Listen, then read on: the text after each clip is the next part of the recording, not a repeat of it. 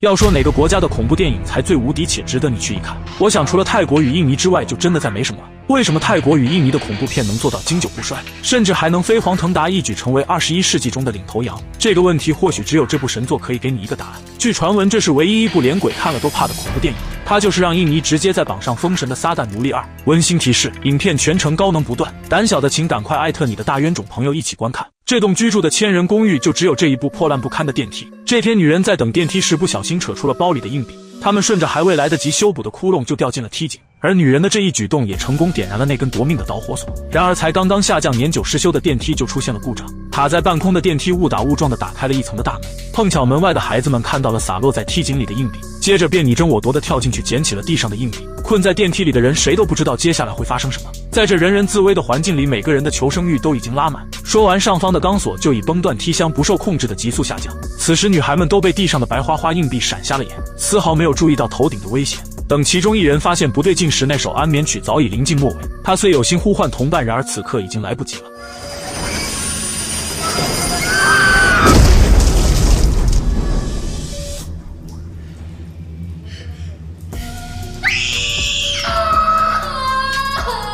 不可抗的打击让这场事故中的人几乎全部死去，但父亲看起来似乎身体上并没有什么大碍。更奇怪的是，他上下班总会提着一个黑色的手提箱，甚至连回到家也要把手提箱牢牢锁在柜子里。这奇怪的举动不免让人联想到里面肯定有着不可告人的秘密。这场惨剧究竟是机缘巧合，还是冥冥之中早已注定？故事还要从1955年一起诡异的挖尸大案说起。在一夜间，墓园里的粽子居然全被人挖了出来，而凶手将他们以跪拜的姿势全都摆在了大堂里。根据少校描述，早上保洁阿姨来大堂打扫卫生时，打开门却看见整整齐齐满屋子的粽子。年仅40的她头发也在那之后迅速变白，甚至脱落。更诡异的是，这些尸体跪拜的方向正对着墙上的女人，那么毫无疑问，这场案件肯定和她脱不了干系。意识到事情复杂性的少校当即就想通过记者报道找机会来将此事公开于众，但现在正迎非亚2周的峰会，记者也只能将这条新闻暂时搁浅。可就是这么一等，时间眨眼来到了33年后的1988年，少校也因经不起心理上的压力，在家中选择上吊自杀。留下来的遗物里只有他这些年间追查那件事的资料，另外还有几张酷刑的照片，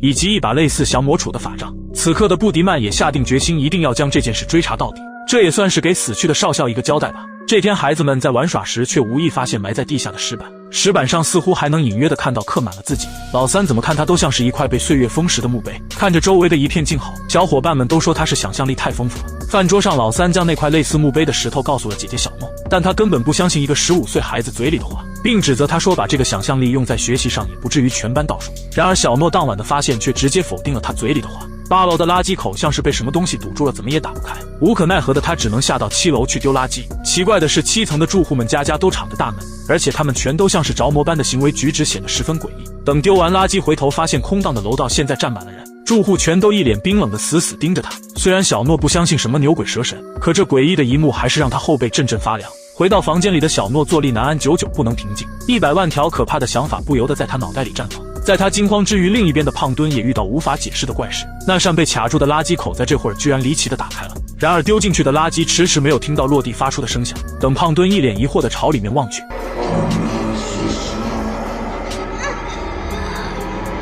在慌乱中，胖墩的尿不湿也都已经尿湿透了好几个。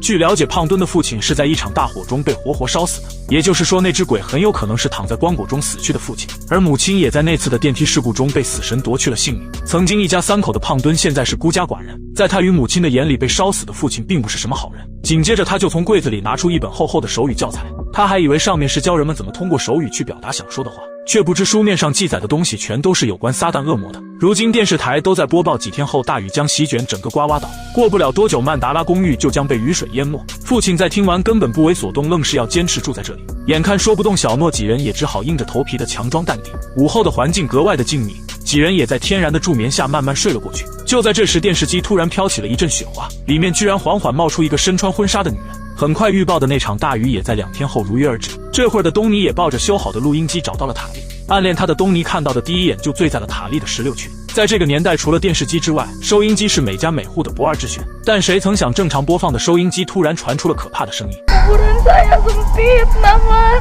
Daging saya digigit di belatung. 塔莉被这一幕吓坏了，收音机里的人不就是自己吗？然而等他抬头，房顶下居然有个被360度扭曲的女人。塔莉发出的尖叫声吸引来了住在隔壁的东尼，等再转头向上看去，那个恐怖的女人却又消失不见。难不成刚刚塔莉看到的一幕都只是场幻觉吗？但能确定的是，这肯定和桌子上的收音机有关系。接着他就让东尼将它丢掉，并嘱咐道丢得越远越好。没想到东尼还真把女神的收音机给扔进了垃圾桶。此刻布迪曼根据少校留下的线索，正准备赶往曼达拉公寓。这次布迪曼带足了降服撒旦恶魔的法宝，可这场大雨搞得人心恐慌，打了半个小时的车才发现根本没有人愿意去那里。如果徒步去到公寓，不知布迪曼要走到猴年马月。就在他发愁时，不远处竟然诡异地冒出一个男人。看过第一部的都知道，他就是结尾的那个男人。这个组织如今已经遍布全国各地，男人就是其中一员。眼看这场大雨没有丝毫停止的迹象，安全起见，大部分住户也全都纷纷地撤离了公寓。原本熙熙攘攘的大楼，现在里面的人已经屈指可数，留下来的只有守在死者身边的15岁的老三以及他的几个同学。滞留在这里的同学只能等到雨过天晴时再回家。说完，屋里便陷进了一片黑暗，并且传出了奇怪的声音。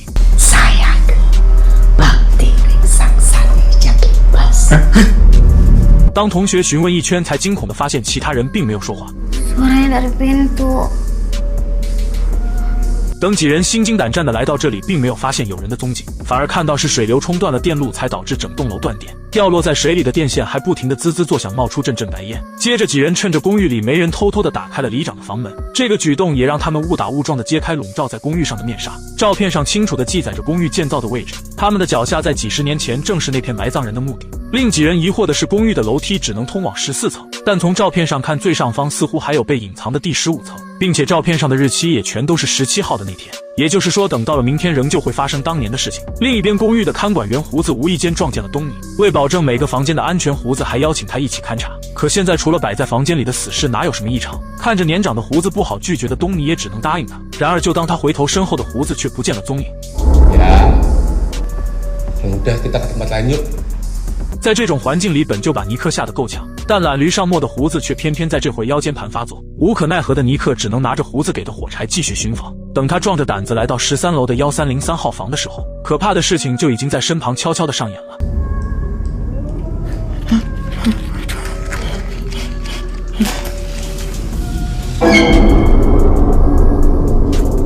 这一幕刚好被东尼给完美的错过。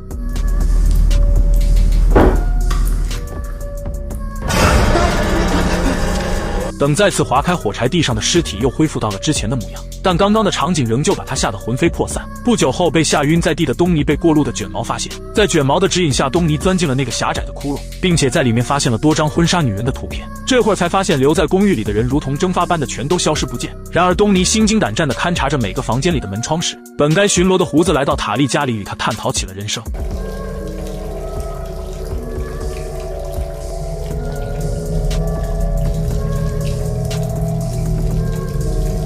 谁曾想，在胡子走后，好端端的餐桌居然成了一座坟墓。房子的四周还不断传出阵阵凄惨的嚎叫声。紧接着，塔莉就穿上了那身祷告真主的白衣。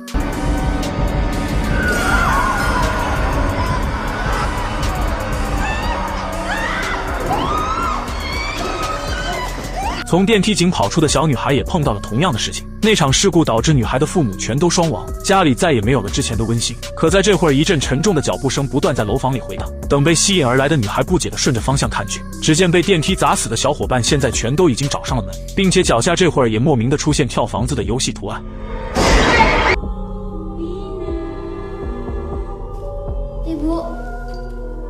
在母亲的引导下，女孩也一步步走进了万丈深的谷底。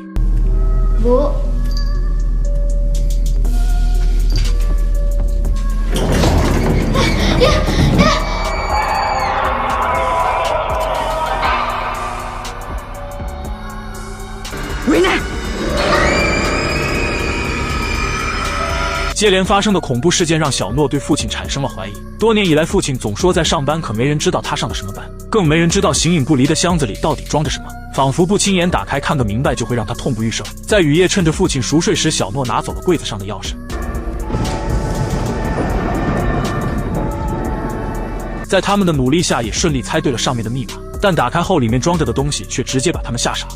箱子里装着的竟然是无数根指头，这也让小诺想到报纸上一直在报道的狙击手杀人事件。原来父亲就是那名躲在黑暗角落里的杀手。明白一切的他当即就想带上公寓的所有人离开这里。奇怪的是，走进房间的女孩这会儿又诡异的消失不见。隔壁的那间房里也传来了让人毛骨悚然的音乐。打开门才惊恐的发现，在梯井里活下来的小女孩也好好的离奇自杀。就在这个期间，他们居然发现了多年前被抓走的老四。尽管尼克再三告诫小诺，他说那人不是我们的弟弟，小诺还仍旧坚持的要把弟弟给一起带走。为了逃出这栋公寓，每个人都是八仙过海各显神通。可卷毛刚抓住头顶的消防管道，转头看去，他才发现四周已成汪洋，这招完全行不通，并且空荡的楼梯上这会儿也站了那名婚纱女人。在深夜里的婚纱女人将卷毛吓得魂飞魄散，等他靠近时才发现他以为的人只是一块婚纱而已。卷毛还天真的觉得这又是哪个人的无聊恶作剧，然而就在他一腔怒火的将婚纱丢出去，才发现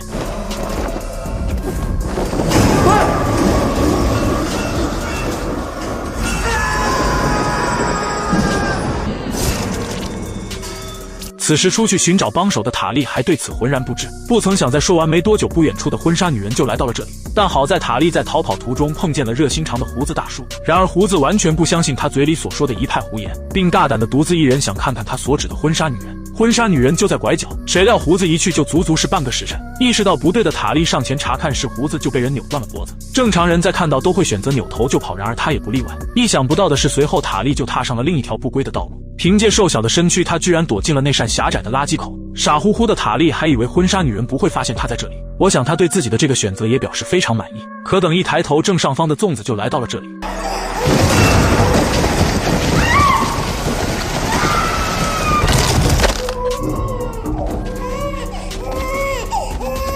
现在公寓里剩下的只有小诺一家人以及他的同学。父亲在发现小诺看到箱子里的秘密，却没有责怪他。看着躲避自己的儿女，他也明白纸终究还是包不住火。就当他看到身后的老四，父亲像发疯般的举起了手里的拐杖，在狼狈的逃跑时，慌张的小诺一头却栽晕了过去。好在不久后的他就慢慢的醒了过来。这会儿的他发现公寓里的住户全是撒旦手底的奴隶，而这栋楼的顶层正是他们聚集的场地。Makan Kak, lupakan semuanya, bahagialah.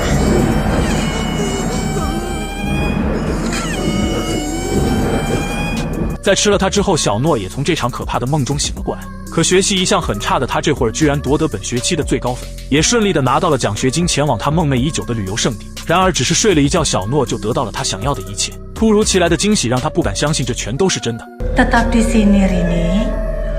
Kamu bisa dapat apa saja yang kamu mau.